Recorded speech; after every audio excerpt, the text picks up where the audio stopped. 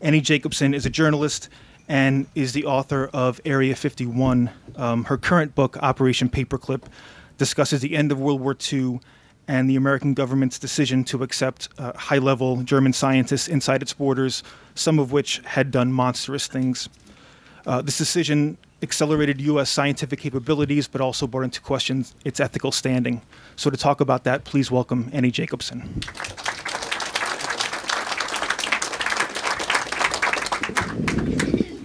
How's the sound? Good. Thank you so much, Politics and Prose, for having me, and welcome everyone. I'm Annie Jacobsen. I'm going to talk to you tonight about Operation Paperclip, and I really want to thank everyone for coming. It's really my favorite part of the book tour, and really writing the book is just being able to look people in the eye that read my book and speak with them about it. So I'm going to take you through about 60 slides and tell you a little bit about Operation Paperclip, and then I welcome your questions. One of the things that people often ask me is, why would I write about such a subject? Operation Paperclip was a classified military program. It had a public face. So the idea was that you couldn't very well have 1,600 Germans running around the United States in various military facilities or ultimately in academic institutions and not have an explanation why. And so with the German scientists came a propaganda campaign to call them good scientists. That may be the case. There were 1,600 of them. That may certainly be the case with some of them. And I've actually had people at every one of my book readings so far who had a father or an uncle that was part of Paperclip. But what I will tell you is the men that I focused on had very dark pasts, and I'm going to tell you a little bit about that. So how did I report the story? I was originally working on this book, my first book, Area 51, when I came across these two aircraft designers, and they were the Horten brothers. They designed this aircraft, the Horten All-Wing 5, and you can see it looks remarkably like the B-2 stealth bomber. And when I first saw those two images next to one another, I suddenly realized, without very much more explanation, how much technology we in fact got from the Reich, and I wanted to know more. What I learned was that while the Horten brothers were overlooked for Paperclip, their boss was not. This is their boss. This is Colonel Siegfried Kneemeyer. He was one of the Reich's top 10 pilots, and he flew on spy missions. This photograph here is Kneemeyer about to fly over Norway to choose bombing targets. And Kneemeyer, you see, that's his Paperclip photo there. And when I learned Kneemeyer came to the United States, I wondered how you could go from having Hermann Göring as your boss, as he was. Now keep in mind, Göring was in charge of the German Air Force, the Luftwaffe. Kneemeyer was so important to Göring that in documents he refers to him as my boy. So the question for me in my mind was, how do you have this as your boss and then suddenly have the Pentagon as your boss? I learned that when Kneemeyer retired from the U.S. Air Force in the mid-70s, he was given the Department of Defense Distinguished Civilian Service Award. And that is the highest award that a scientist can get from the Defense Department. And I wanted to know how this could be. I tracked down one of Kneemeyer's grandchildren who courageously agreed to share the story of his grandfather with me, including a box of papers that he had in the attic.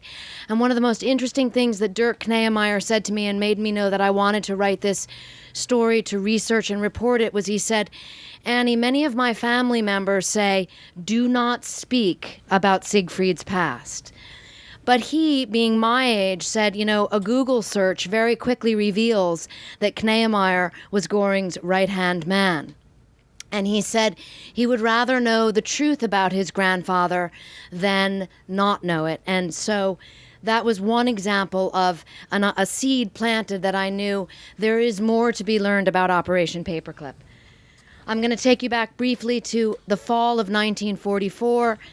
This is Germany there in dark blue, and of course the Allies have landed at Normandy. They're going at Germany this way, the Soviets are coming this way, and immersed inside the Army soldiers are a group of scientists led by a particle physicist named Samuel Goudsmit. And that operation was sort of the precursor to Paperclip. It was called Operation Alsace. Samuel Goudsmit and his team have one mission. That is to find out about what was known as ABC weapons: atomic, biological, and chemical. They find out very quickly that Hitler's atomic program is not what that we had feared. That was lucky for us, but as Hitler told his war and weapons minister, Albert Speer, nuclear science is Jewish science. This is what Hitler said, and therefore that atomic program had not progressed the same way that the biological and chemical weapons had. Very quickly, Samuel Goudsmit, in a small apartment in Strasbourg, France, learns about this man, Dr. Kurt Blum, the Deputy Surgeon General of the Reich. And he also learns about this man, Dr. Walter Schreiber, the Surgeon General of the Third Reich. What Goudsmit finds, and these papers that I looked at were remarkable because they're just a sort of seemingly benign correspondence between scientists. The apartment belonged to a doctor named Dr. Eugen Hagen, once a temperate man, worked in the United States on a Rockefeller Foundation scholarship. And Hagen was writing to Himmler and saying, of the 100 prisoners you sent me, a group of them died in transport. Please send more. And this is a terrifying moment for Operation Alsace because they realize that the Reich is experimenting on humans from the concentration camps to push medical science in a manner that cannot be pushed if you're experimenting on rabbits and guinea pigs. So Dr. Blum and Dr. Schreiber are now on the top of the target list for Operation Alsace and ultimately Paperclip.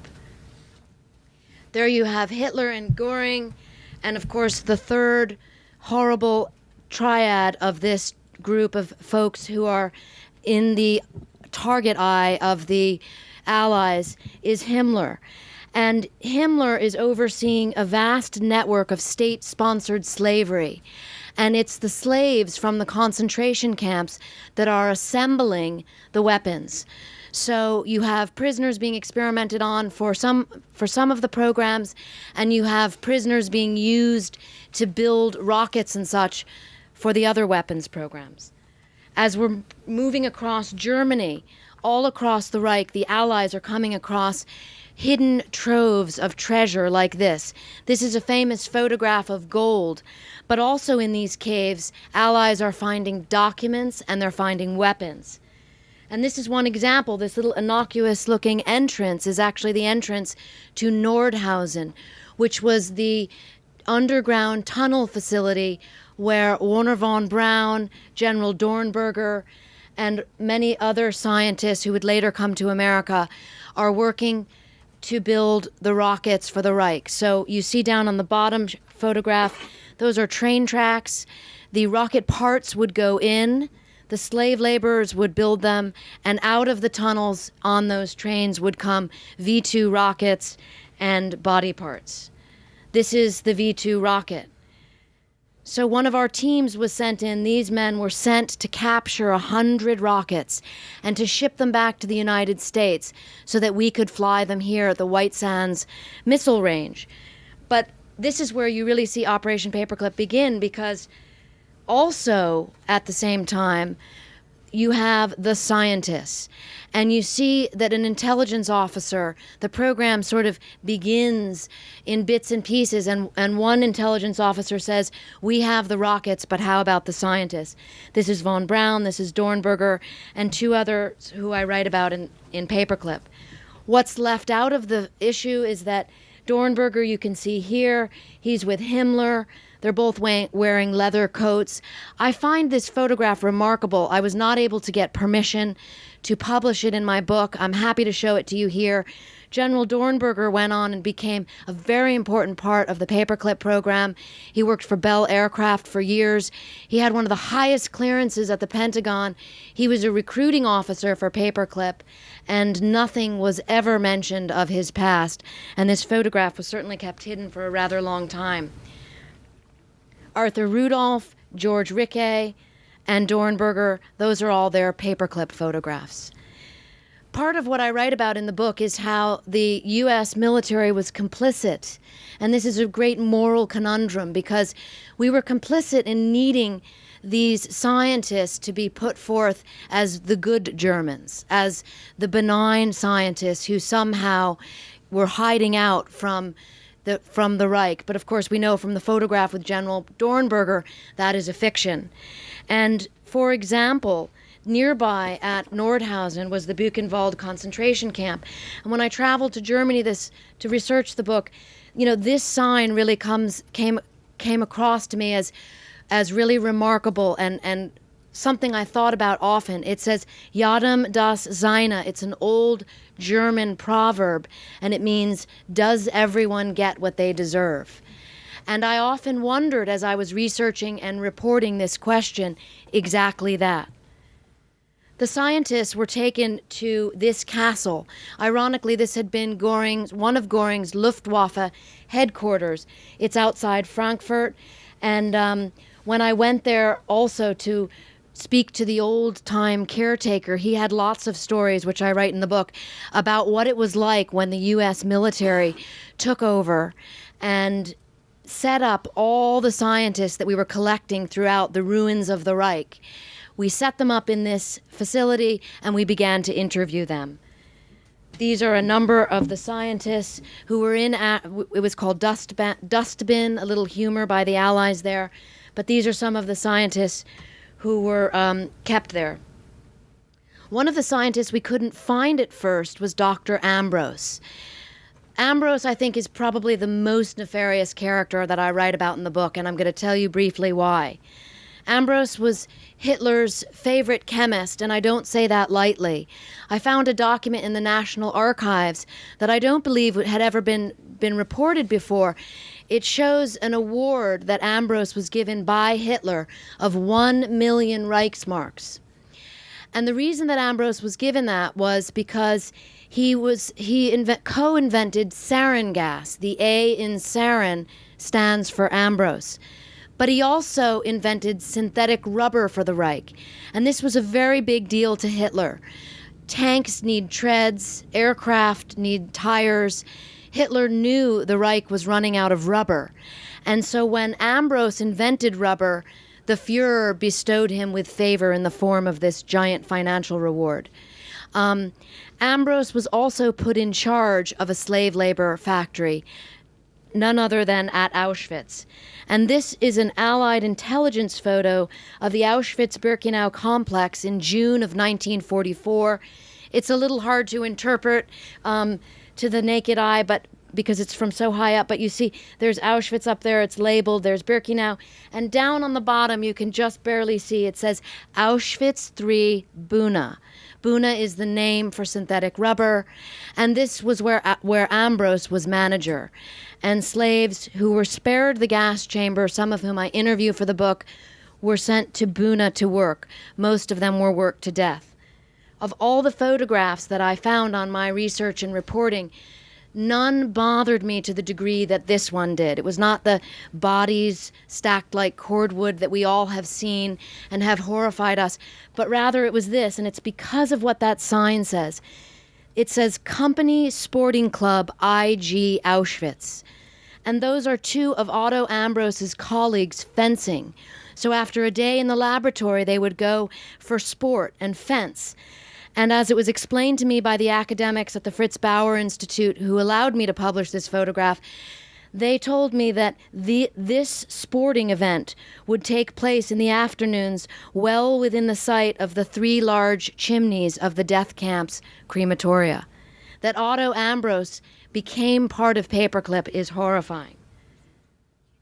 Dr. Bloma, captured by the Allies, begins talking. He's the first high-ranking member of the Third Reich, also close to Hitler. He wore the golden party badge, which means he had favor from the Fuhrer. And he begins cooperating with the Allies and tells them about atrocities, mass sterilization, and gassing of Jews. There's a tug of war going on. One group of scientists is extremely interested in Dr. Blum. He's in charge of Hitler's biological weapons program. He's been working on a bubonic plague weapon. But there's a tug of war going on, because here you have Dr. Leopold Alexander, who has been sent to Germany not to try to find scientists, interrogate them, find out their knowledge, and decide whether or not they should be part of Operation Paperclip, but rather to look for men, specifically science, specifically doctors, who might be tried at the Nuremberg war crimes trials. At the same time, you have Harry Armstrong, later the second Surgeon General of the Third Reich. Armstrong is interested in enhancing pilot performance in the United States. The next war will involve pilots who fly high, fast, and far. And the Reich, Harry Armstrong knows, is far advanced in pilot physiology at this point than the U.S. Army Air Forces, and he wants those German doctors. He teams up with Dr. Hubertus Strughold, known as the father of space medicine. We'll talk about Strughold a little bit later on. Strughold was the top man in Luftwaffe medicine. When I was doing an interview recently, someone said, well, could people that were this high up not have known? And the best analogy I can give you is, imagine being a hedge fund manager today and trying to say that you're not interested in capitalism. If you were to rise to the top of your field in the Third Reich, you had knowledge of things, and you had a commitment to an ideology that is almost impossible, in my estimation, to say that you didn't know. Nevertheless, Harry Armstrong and Hubertus Strughold create a partnership in Germany, and they hire these men. This photograph, never published before. Richard Kuhn is in the center, a very famous Nobel Prize-winning chemist, and many other scientists who would come to the United States as part of Operation Paperclip to work in Texas. But before that happened, there was a knock on the door in the institute where they were all set up to work in Germany before their passage to the United States could be arranged. And that was from, as I told you, Dr. Leopold Alexander. He wanted these three for war crimes, as he wanted Dr. Theodore Benziger. Dr. Theodore Benziger, when I read about his obituary in the New York Times, published in 1999, when Benziger was 94, the New York Times lauded his long career for the U.S. Navy as a doctor. It talked about how he invented the ear thermometer, but it left out entirely that Dr. Theodore Benziger was part of a small group of doctors that worked with Himmler. And when Himmler would show films of medical murder experiments at the Reich Air Ministry, he had Dr. Theodore Benziger do the introductions. So this kind of whitewashing I found astonishing. And even more troubling, when I looked deep into the Nuremberg files, I found out that Dr. Theodore Benziger was on the initial list to be tried at the doctor's trial. And yet, mysteriously, just 3 weeks before trial, he was released into custody of Harry Armstrong of the U.S. Army Air Forces, and he was on his way to the United States. Part of Dr. Alexander's role was to find witnesses, to find the few survivors of those horrific concentration camp medical experiments and put them on trial. So we had the doctor's trial. There you see Dr. Bloma in the center. He would be acquitted, and he would later become part of Paperclip. And there you see Dr. Alexander with a witness who comes into the story later at the Nuremberg doctor's trial.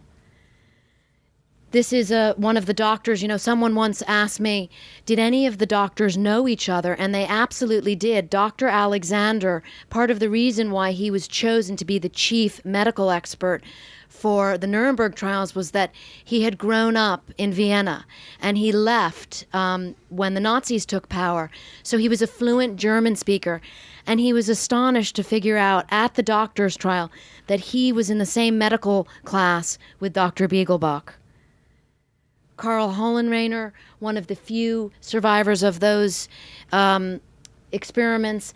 I tell this story in the book, but there's so many moments that I came across that are just lost to history.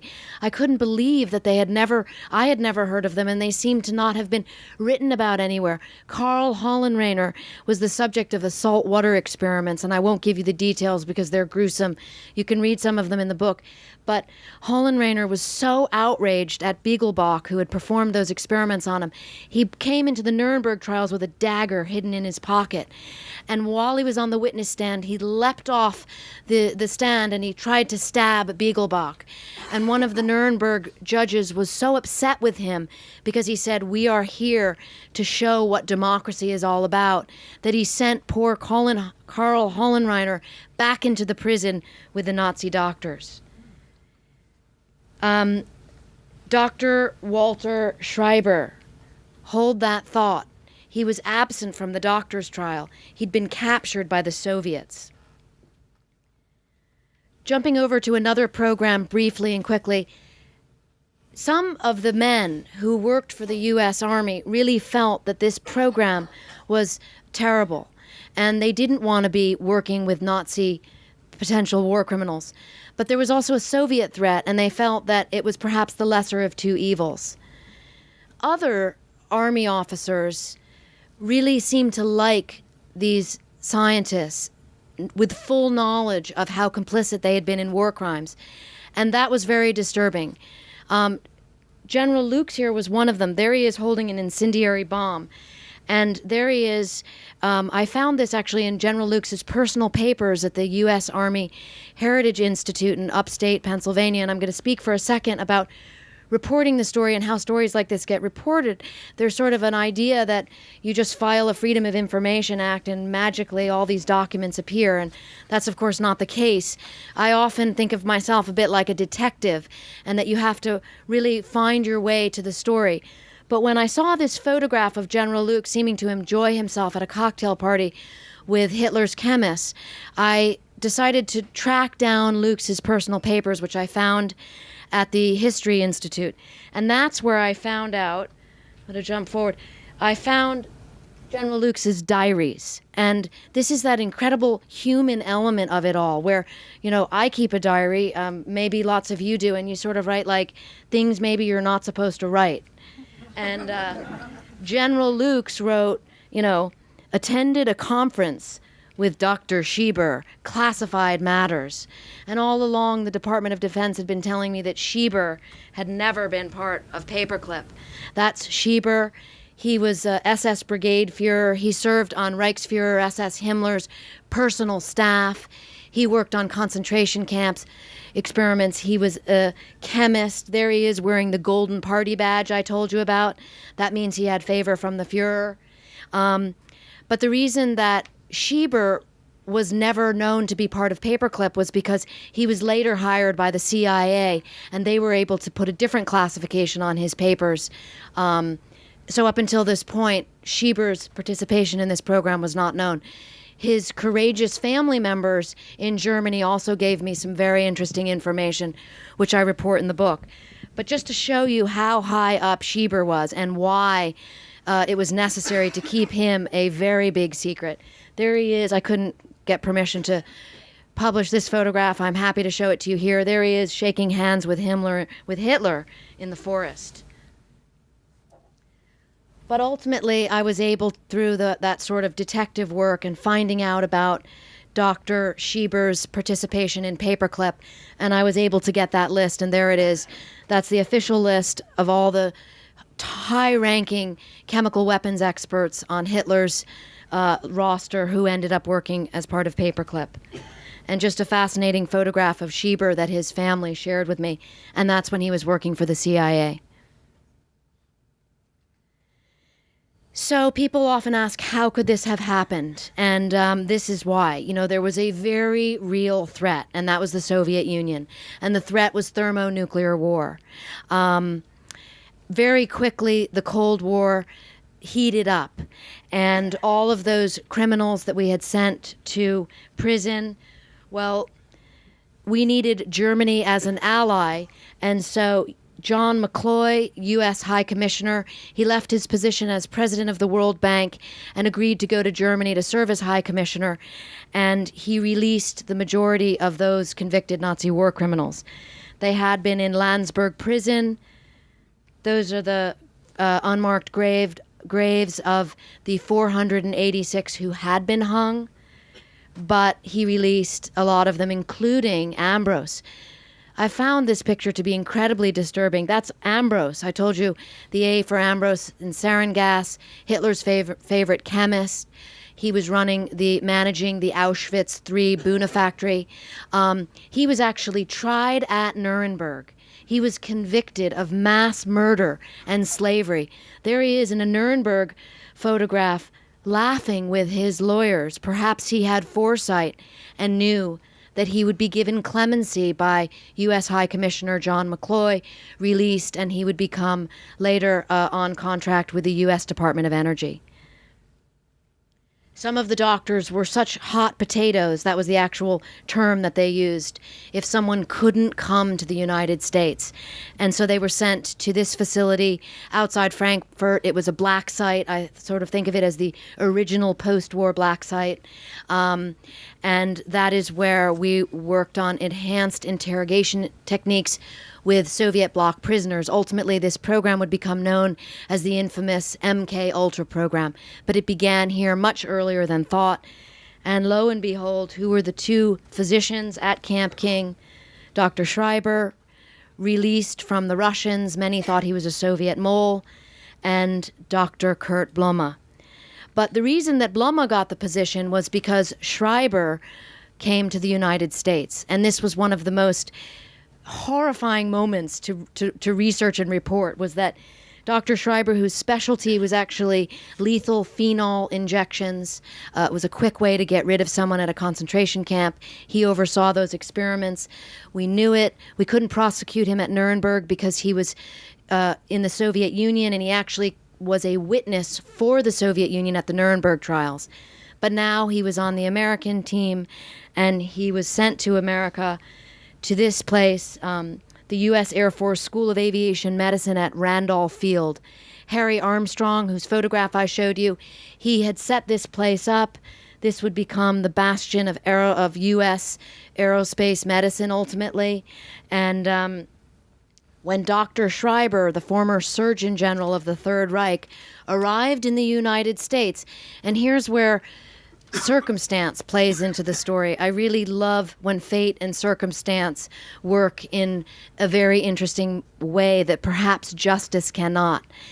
Schreiber, there's a small article in a Air Force medical journal about him, and it just describes him as an ex-Soviet prisoner. This is the former Surgeon General of the Third Reich. That's what it says about him, a little hubris that he had agreed to or wanted to have this article there. And who happened to read that journal at that exact time, at that moment in time in 1951, but Dr. Leopold Alexander, the chief war crimes prosecutor from the doctor's trial. And he was outraged, and he called up Harry Armstrong, who is now the Surgeon General of the U.S. Air Force, and says this man is a Nazi war criminal and there must be some mistake. But there is no mistake. Schreiber is working among these guys, 34 of whom are at Randolph Field working on U.S. space medicine, and they don't want to have to call attention to this, and they do not want to have to let go of Dr. Schreiber.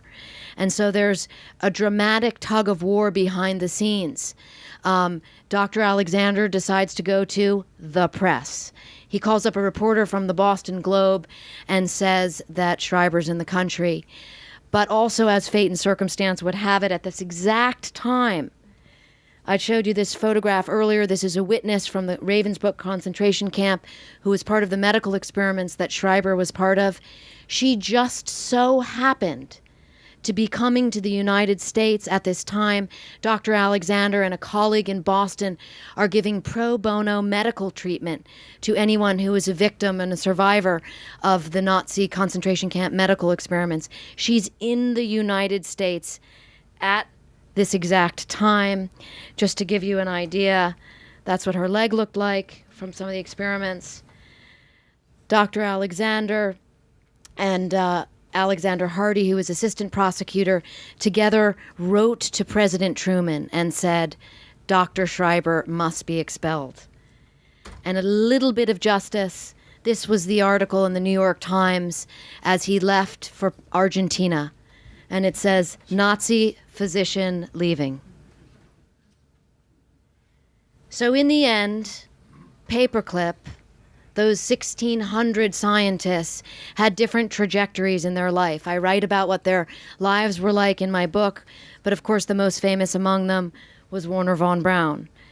And Arthur Rudolph, who had been in charge of the underground weapons facility at Nordhausen, where 30,000 slave laborers died building the V-2 rockets.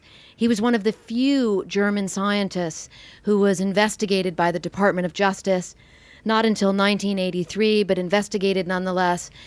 And Rudolph was given a choice. He could stay here and stand trial for war crimes, or he could go back to Germany, and he chose to go to Germany. Kurt Debus, the first director of the JFK Space Center, toward the end of my research, I was learning about Debus. He wore the SS uniform to work. He also, in documents that I read through thoroughly, turned over a colleague to the Gestapo for making anti-Hitler remarks. And there's this incredible moment in the early part of Paperclip where one group of American intelligence officers who are recruiting for Paperclip find Debus's information out, and they notify the Joint Chiefs and the group working at the Pentagon to get this different individual scientists here, and they say, Debus cannot be brought to the United States. He deliberately and viciously turned over a colleague to the Gestapo who went to prison. But the Joint Chiefs say, we need him, and he comes. To this day, the National Space Club gives out the Dr. Kurt Debus Award. And there he is. When I asked the director of that award what he says when a journalist asks him, why do you continue to give out an award to a known Nazi, he said that no one had ever asked him that question before. I think ultimately Einstein had it right. Einstein left Germany as soon as the Nazis took power, and his quote was that the reason he had left was because science and justice were now in the hands of a raw and rabid mob of Nazi militia. There he is getting his U.S. citizenship.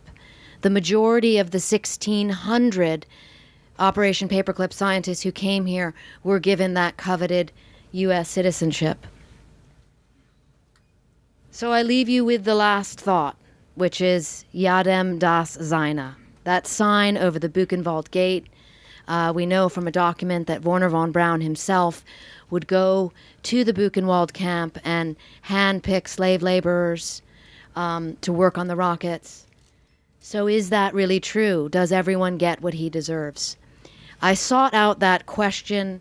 I sought out that answer from all the different individuals that I interviewed. But the best answer that I got came from now 91-year-old Gerhard Maschowski. And as a teenager, he was spared the gas chamber at Auschwitz because he could work. He became a slave laborer at Buna, at that factory that Otto Ambros ran. And I said, Gerhard, is it true, and what lasts? And he smiled, and he pulled back the sleeve of his arm, and he showed me that blue ink Auschwitz tattoo. And he said, this is what matters. This lasts, and it's a record of the truth. I want to thank you all for coming tonight, and I welcome your questions.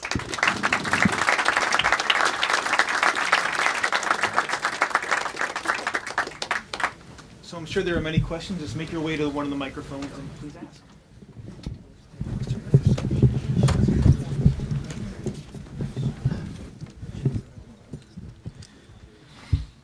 Well, thank you very much. I have two questions. I've also done a lot of this type of research in archives.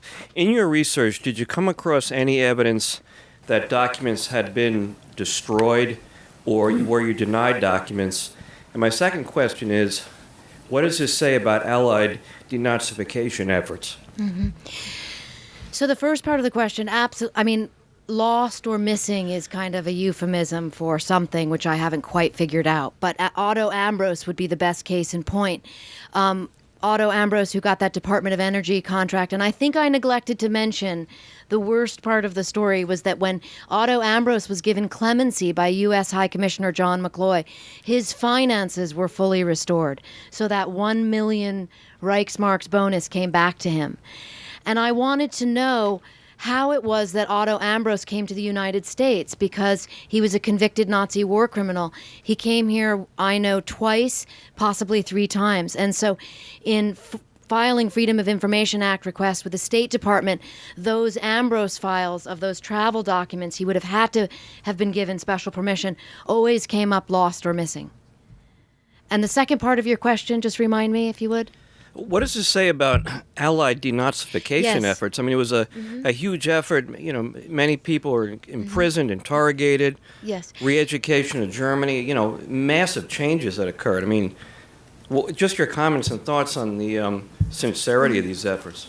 Well, Germany was divided up into 4 parts for the Allies, and of the part that we had, which had 20 million Germans, U.S. occupation authorities originally determined that there were 3.9 million indictable offenders.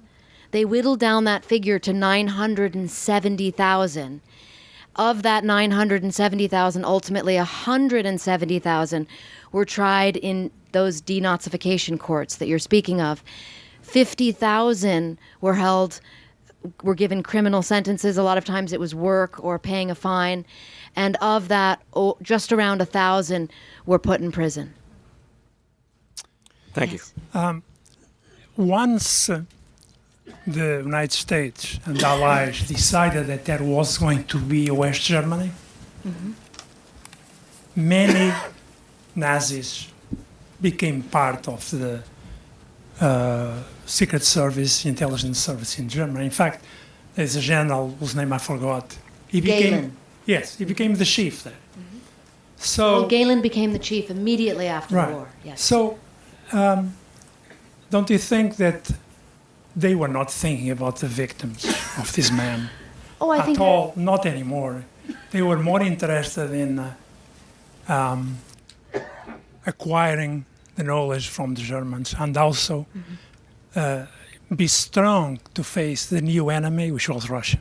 Yes, you're absolutely right. And I write about that at length in the book because the Soviet threat was considered extreme much earlier than we think. It was really in the months after the war, the Joint Intelligence Committee that reported information to the Joint Chiefs of Staff gave a document to the Joint Chiefs of Staff and said, we must prepare for total war. That was the quote they used with the Soviets. And they said it will involve A, B, C warfare, atomic, biological, and chemical. So the position was, we must get these scientists or the Soviets will. Thank you for your wonderful talk. Is there a statute of limitation on war crimes, and are any of these people still alive today? As far as I know, all of the Operation Paperclip scientists have died.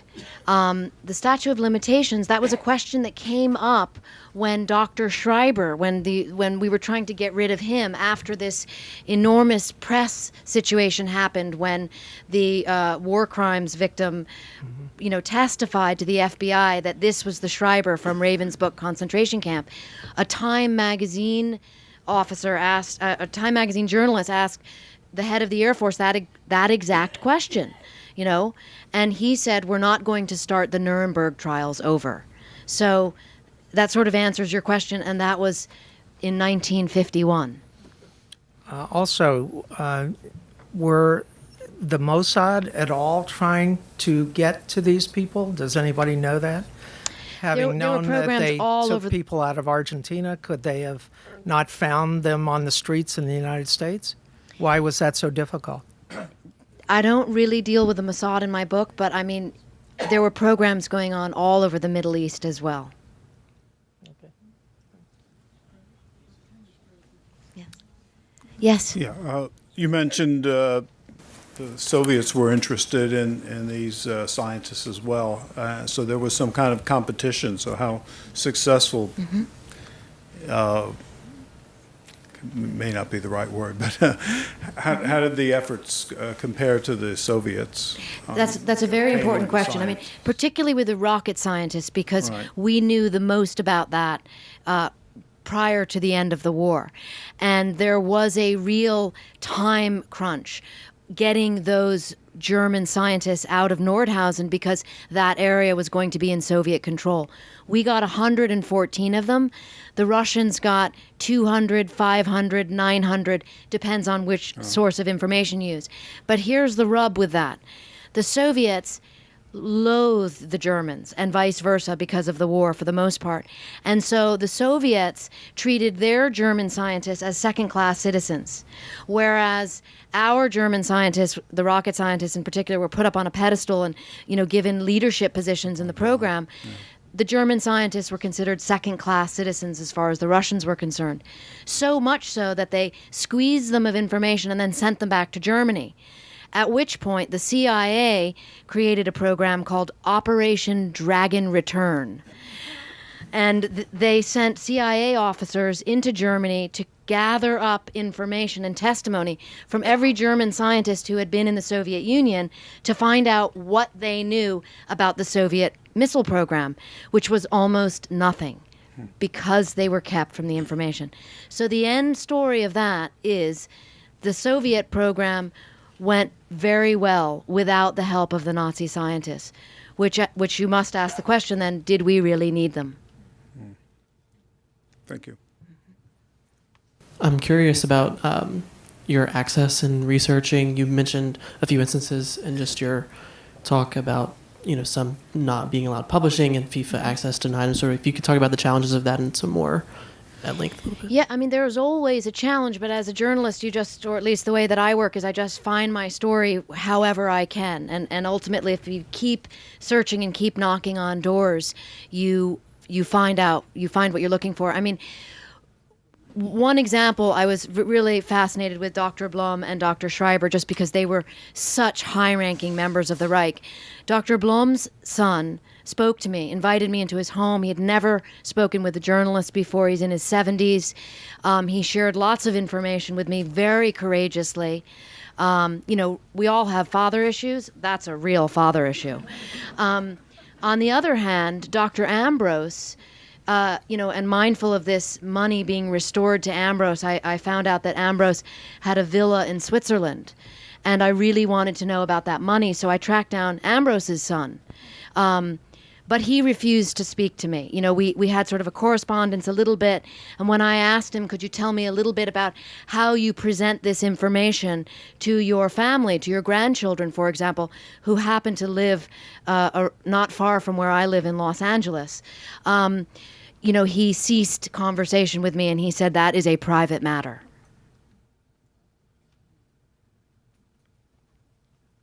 There's got to be more questions. This looks like a curious group. Yes. Yeah. If you want to, just go right up there. Yeah.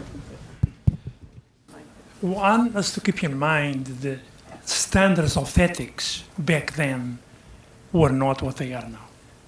They were human experiments in the United States, for example, where they inoculated African Americans and Hispanics with the gonorrhea bacteria, etc., etc.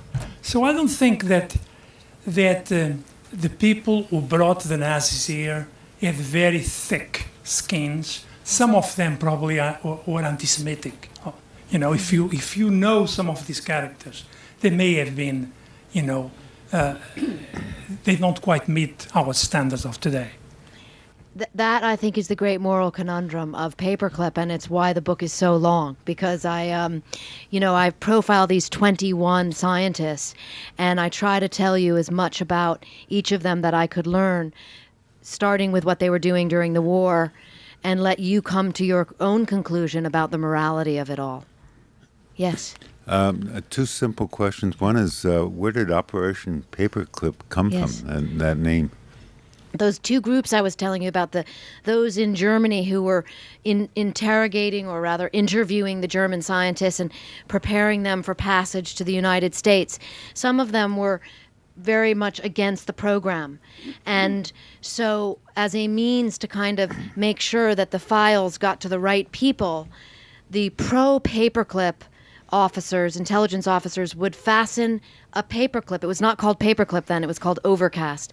And they would fasten a paperclip onto the top of the file to kind of give an indication this file should go to the right person. And that is how paperclip got its name. And certainly the German scientists worked with side by side with American scientists, some of whom probably fought in the war. What was their reaction to working with former Nazi? Yes, I mean, that's an interesting question. Some of them were Jewish. I interviewed a lot of these scientists for my earlier book, Area 51.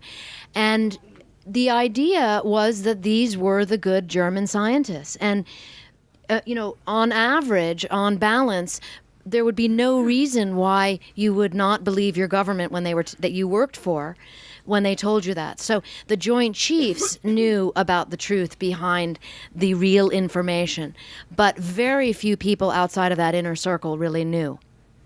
Thank you. Actually, that's a really good segue into my question. Your last book was actually criticized a little bit for having some fact-checking issues, and I was curious, what kind of efforts you made to maybe do a bit better for this, for your latest book. Mm-hmm. Well, I don't know specifically what you're referring to about the fact-checking, but what I did for this book, as I do for all of my research, is source things in the back of the book. The book is almost 600 pages, and I think the last 110 or so are footnotes, and I did that in Area 51 as well, so that other researchers can look at those notes and then, of course, use that as a means to do their own research. Well, sure, but I've read your last book, and despite the large number of footnotes, I mean, there's still things where you say, Curtis LeMay was the one responsible for the decision not to bomb on the Bay of Pigs. And I'm just curious if you've made an extra effort on this one over your last book.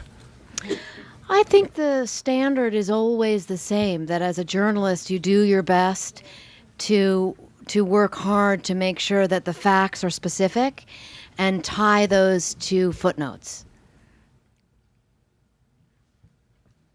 Hi, I'm wondering if you could envision an alternative history for a moment and answer one of the questions that you posed, which was, did we really need these scientists? So can you imagine what would have happened if these guys had been prosecuted and never came to the United States to build this thing? And in other words, does the end justify the means? For that question, I like to interview current members of the U.S. military, because they're always the ones that remind me in an important way that as a journalist, I'm never the one in the position of making national security decisions. And so it's almost impossible to imagine that situation, because the people who were in charge of Paperclip, the Joint Chiefs and their staff, were in that critical position of believing the intelligence that they were getting, that the Soviet Union was preparing for total war, and that we too needed to prepare for that. So one would never want to stand on a pedestal and wag the finger back at history. That's something I'm always reminded, and I do try to. Do we need hundreds of these scientists? Would 5 have done? Thank you. Yeah. Yes. Your book treats 21 special cases, the most notorious probably of the group. Did you get any sense of what the nature? My grandfather was one of the less prominent paperclip scientists, and he was a physical chemist. To my knowledge, he was not a war criminal. But does your book talk about how the large majority of them were just actually good scientists, or Well, I would have no way of knowing if they were good scientists because I didn't look at their specific cases. Now, I understand these 21 were outrageous, but most of the relatives of the other 1,519 are running around like me and could tell you something about those people. I mean, yeah, I would say you would need to research your own family history to really know for yourself what went on during the war. I mean, the best example I can give you is Schieber's son claimed to have no idea that his father was on Himmler's personal staff. It's not exactly dinner conversation after the war. And so I don't know. I mean, but interestingly, at every one of my readings, as I said, there has been someone who has been either a child or a grandchild of one of the scientists who came here on Paperclip. So no doubt there are other stories to be told. Well, the propaganda worked because my grandfather's family was treated very well in Tennessee, where they were relocated, and he was given later an institute at a university, and he had a good career here in America. He was more than 50 when he was brought over, and he worked until he was 88, and published and so forth. And I mean, obviously, to sell a book, you have to focus on the most outrageous part of it. But I'm just wondering if at any point in the book you talk about this bigger picture. Well, I do talk about the bigger picture, but I'll give you another example. Kneemeyer, his grandson, and I have this conversation often because Kneemeyer was Göring's right-hand man, so the immediate rush to judgment, so to speak, would be how horrible. But what the grandson and I discuss is, Dirk is his name, and his position is, my grandfather was an engineer, and he's been called guilty by association. So I understand and empathize with how complicated an individual story is.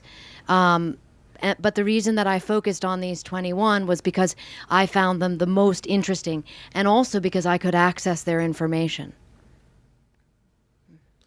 Another interesting postscript is that I had the son of one of these, not mentioned in your book, on my faculty. He had a PhD from Berkeley, and in his 40s he decided he wanted to go back and go to medical school, and he went back to the University of Ulm, which took him as an overseas German. I found the whole thing, I told him I thought he was crazy at that point in his life to have done this, but they considered him German. He clearly was on an American passport and had been educated here. Thank you for sharing that. Yeah. Anyone else? Yeah. Yeah, I just wanted to share an observation also. You were giving the figures about denazification and what it came down to, and I certainly see the moral concerns involved. On the other hand, I've worked in Iraq, and in Iraq, with much less justification, I think, in many ways, as you probably know, they dismissed all of the civil servants who'd been Ba'ath Party members, even though that was basically a requirement, and it hugely it was a great blow to the government. And they dismissed all of the army, and dismissing everyone with guns is even more questionable.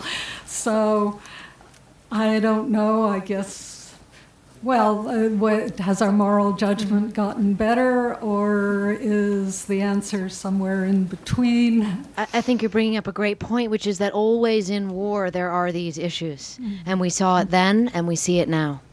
And interestingly, all of those, one of the first things that the one group of U.S. Army intelligence officers did in Iraq was capture all of Saddam's documents because, and you probably know this, and they're now at the Hoover Institute, and Iraq says, well, we want our documents back, but we're not going to give them back because out of the fear that what is in those documents shows who snitched on who and who was hung.